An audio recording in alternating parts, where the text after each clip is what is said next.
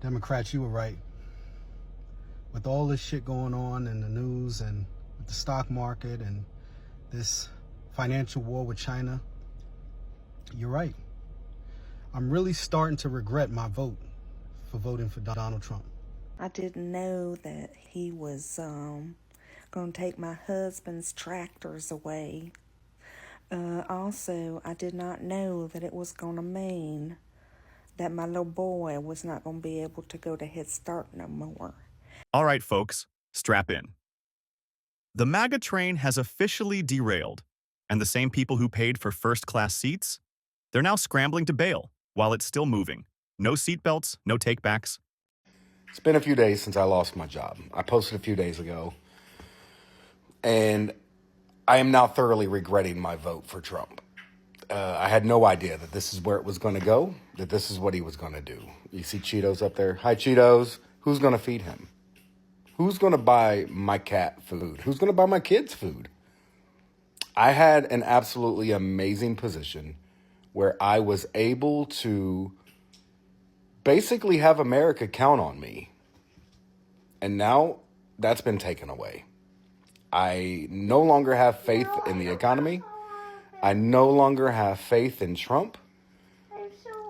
I no longer have faith that we are ever going to find out how many licks it takes to get to the center of a Tootsie Pop. I no longer have that faith. It's gone. So you can crack all the jokes you want to. You can make fun of us all you want. But I was earning $45 a minute in hopes of figuring out how many licks it took to get to the center of a Tootsie Pop. And now the world may never know.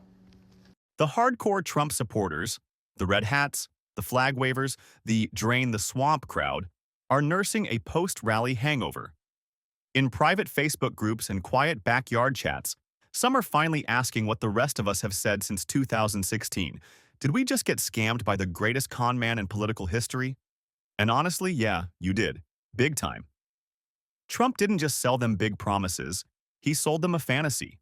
A made-in-America moon, wrapped in gold, guarded by Space Force, and paid for by Mexico. What did they actually get? 3 months of pure chaos. Democrats, you were right. With all this shit going on in the news and with the stock market and this financial war with China, you're right. I'm really starting to regret my vote for voting for Donald Trump. I'm really starting to regret it. Not.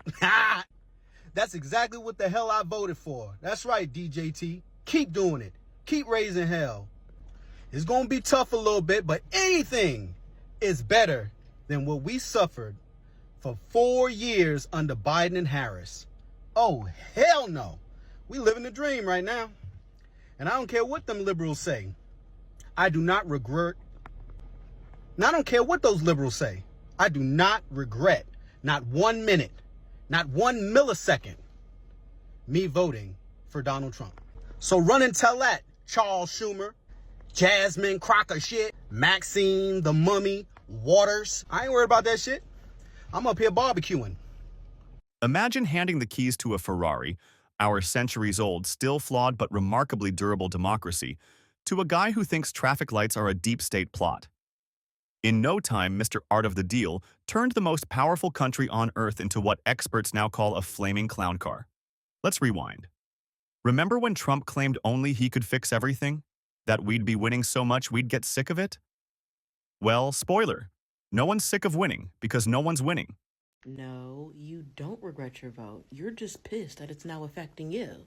What has had me cackling for the past couple of days is seeing all these Trump supporters just be in shambles over the fact that now they are getting affected by the bullshit that he has been doing. When everybody has literally been telling you this whole time, he's a bullshitter.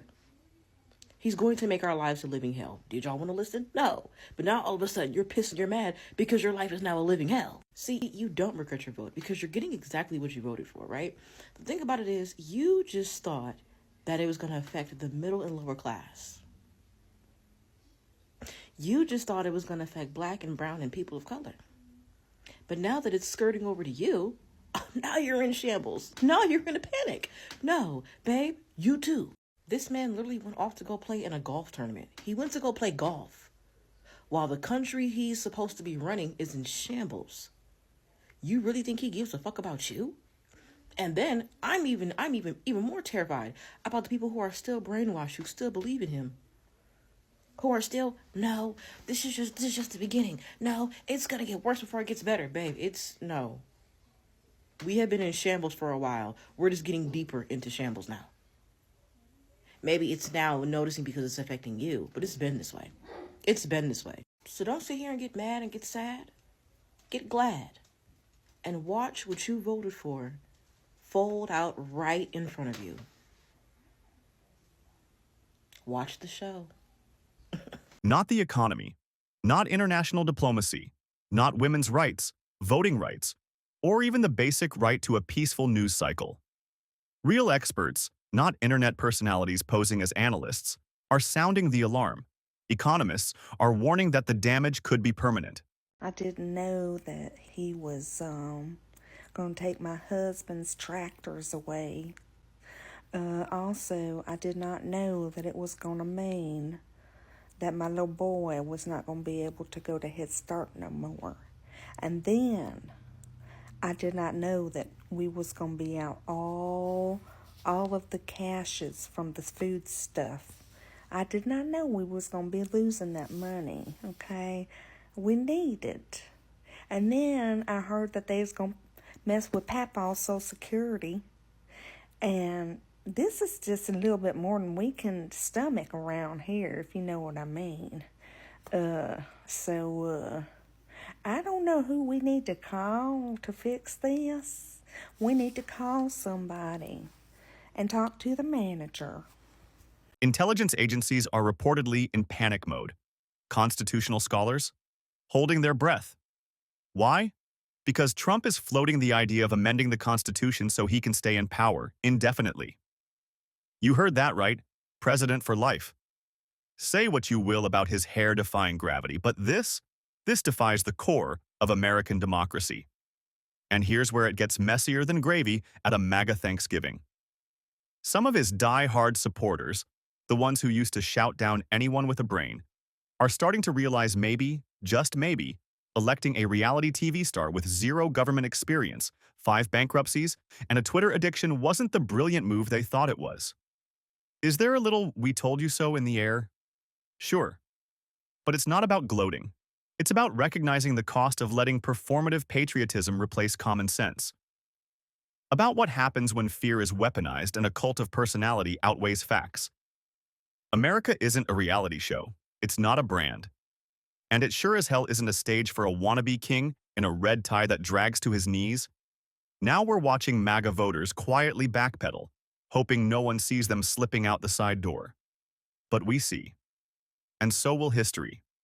The question isn't just what happens next. It's what will we do next? Will the rest of the country keep watching this slow-motion constitutional car crash or finally take the wheel?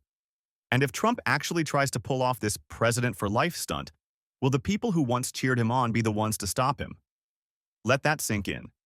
If this story fired you up, shook you, or just made you laugh at the absurdity, hit that like button, drop a comment, and subscribe to Gadget Zap for more jaw-dropping stories from the political circus and beyond. Trust me, you don't want to miss what's next.